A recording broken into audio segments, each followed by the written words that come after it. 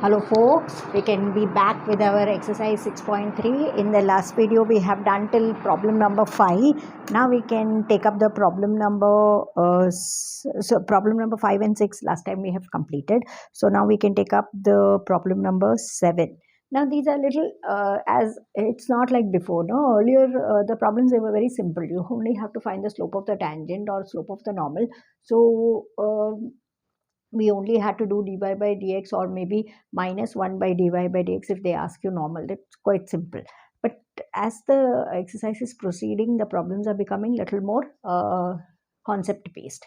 So you have to apply your concept and then do the problem. So that's how it is. So this is going to be that kind of a problem. Problem number 7. Find the points at which the tangent to the curve y equal to x cubed minus 3x squared minus 9x plus 7 is parallel to the x-axis. First, let me write the curve, and there's a bit of explanation that I may have to give you, and then we will try to do the problem. They give us a curve y equal to x cubed minus 3x squared minus 9x plus 7. Let me check the curve once again. It is x cubed minus 3x squared minus 9x plus 7 is parallel to the x-axis. They say that find the points at which the tangent to this particular curve is parallel to the x-axis. That's what they are telling. So let's visualize this curve. Now we are not so clear about the curve, so let this curve be something like that. So they say that find the points. Where is a point? Find the points at which the tangent is parallel to. So there is some point where the tangent is parallel to the x-axis. That's what they're saying. And if that is the case, find out that point. We don't know exactly where it is, but the tangent is parallel to the x-axis. Find out that point. That's a question. Now, because they say it's a tangent, we know that the slope can be found out by dy by dx. So this is the place where we have to do the matching. The slope of this tangent is dy by dx. And slope of the x-axis has got the equation y equal to 0. So the slope of the x-axis is always 0 because it's 0x. We write y equal to mx plus c like that. Then m represents the slope, like that. So slope of the x-axis is 0 actually. So we know that when two lines are parallel, their slopes are equal.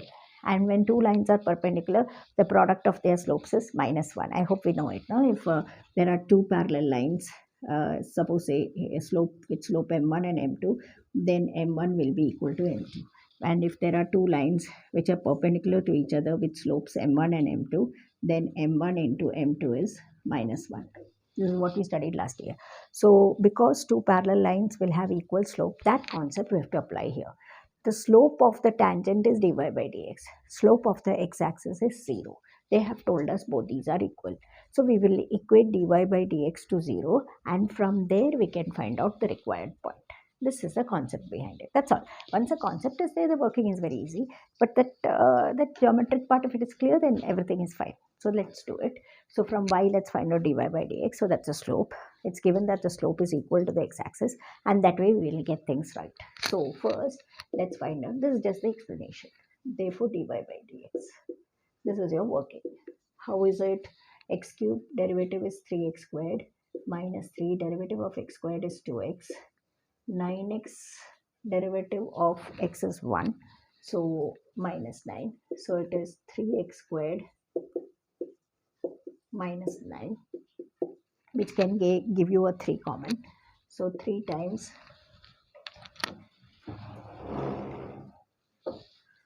x squared minus 2x minus 3. Yeah, then we can write, since the tangent is parallel to the x-axis, so slope of the tangent is equal to slope of the x-axis. That means dy by dx is equal to 0. Slope of the x-axis is 0. So that way 3 times x squared minus 2x minus 3 equal to 0. 3 can go on the other side. So we'll get x squared minus 2x minus 3 equal to 0. That's it. Now we can factorize and get the answer. So you'll have x squared minus 2x minus 3. So 3 ones are 3. That's enough. So minus 3x plus x minus 3. You can have it factorized as x minus 3 and x plus 1. X minus 3, x minus 3, 1 common here, so x plus 1. So when either of them is 0, so we'll have either x minus 3 is 0 or x plus 1 is 0. That way you get x as 3 and x as minus 1. What is the question? Now we have to check. Find the points at which point. So you should get the x and y coordinate both. So let's try. For x equal to minus 1. Let's find out the y. Y will be minus 1 the whole cube minus 3 into minus 1 squared minus 9 into minus 1 plus 7. So this is minus 1, this is 1. So minus 3 plus 9 plus 7 minus 4 plus 9. So 5. 5, so that's 12. Minus 1 and 12.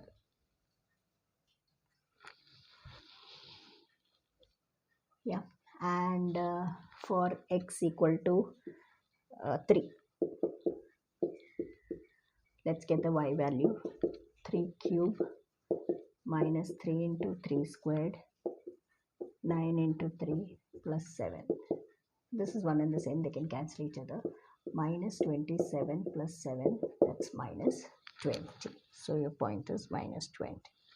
Yeah, I hope everything is okay. So you've got the point minus 1 the whole cube.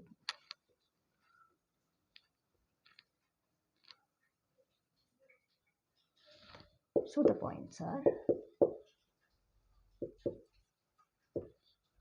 minus 1, 12 and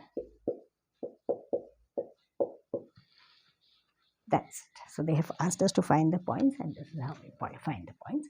Since it's quite a concept based problem, we'll do one at a time and we can come with the next problem in the next video. Thank you.